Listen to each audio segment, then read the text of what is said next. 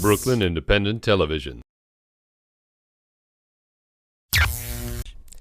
When you hear the word tour, you probably think about a big, modern bus with cushy seats and air conditioning, and a tour guide using a microphone to point out stuff as it passes by your tinted window.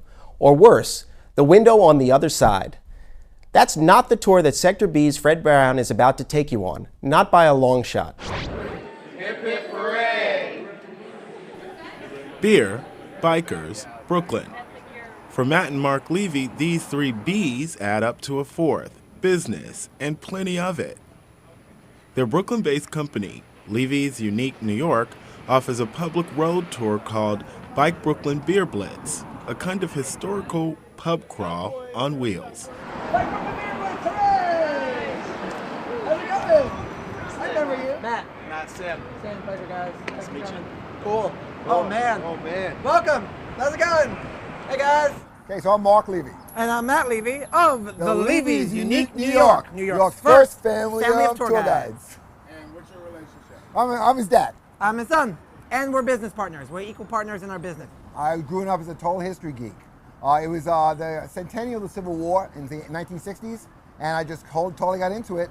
And I figured I'm going to be an historian. I'm going to love history so much. I still love history a lot. Ended up working for the city for 20 years, and then I retired and started a business. And I started with him, Levy's Unique New York, in 2002, right? 2002. I was never really into history. Didn't like it. I majored in performance art poetry. Welcome to the Bike Brooklyn Beer Blitz. It is a really awesome tour. It's my signature tour. I'm the only person in New York City who does it. And contrary to popular belief, it is not a 3 to 4 hour tour where we hammer through a six-pack and then ride drunkenly through the streets of Brooklyn. It's in fact a historical, educational, beer drinkable adventure. We share our passion. You know, we're passionate about something, maybe a really obscure topic. Like, frankly, the beer history of Brooklyn is an obscure topic. But because we're so passionate about it and we want to learn it, that people kind of share that passion. And this is a very attractive beer serving tray from the 1930s that showed the complex in its entirety. Wow, that's incredible. Huge. They were the second largest output of beer in the 1930s in Brooklyn after Rheingold. They made more beer than Schaefer's. Okay. So we started, as I said, Matt said, trying to do walking tours, and that's a difficult business to crack into. And then we started doing these student tours, and that's like a gold mine. Because every year, schools come again and again, and it's where do you want to go on your senior class trip? You want to go to New York City? The historical connection is that in the tail end of the 19th century, Brooklyn was home to more Germans than anywhere else in the country. If you were approximately 200,000 of them, they just came here in waves during the Great Immigration period. So when they came here, they brought with them customs from their old country of banking, of furriers, and of brewing beer.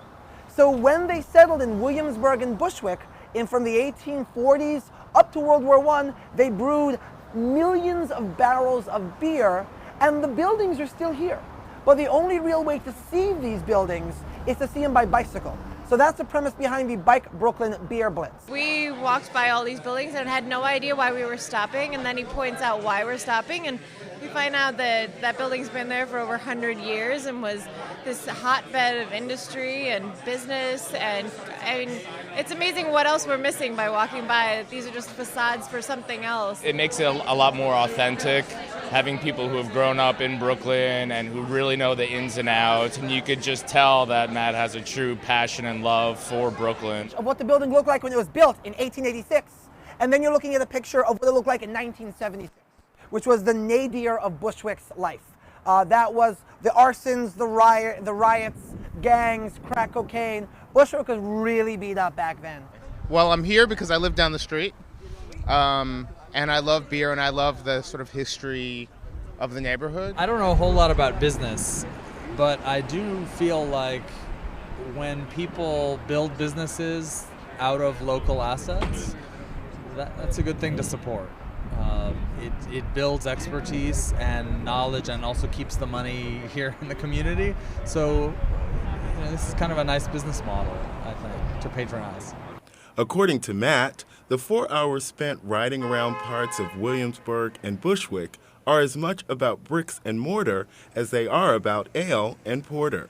I mean, you have to be modern and you have to evolve with the times, but these buildings are still here. They still have a lot of the characteristics of what they initially were. So I think the more that we learn, maybe we'll try to pass that knowledge on to somebody else and make more people come on tours like this so they learn and don't destroy what we have left. So, you know, when we were on our tour, at least 2 times Matt stopped to literally say hi to neighbors from Brooklyn growing up in Ditmas, who he knew from his childhood. This next stretch of the bike ride is a little hairy, just because drivers in Bushwick are nuts. So just be safe and stay to the right and hug the cars and we'll be all set. Cool?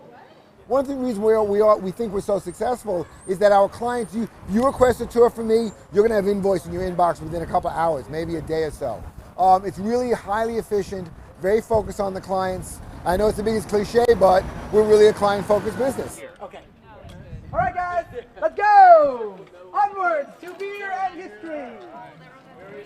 Reporting for Sector B, I'm Fred Brown.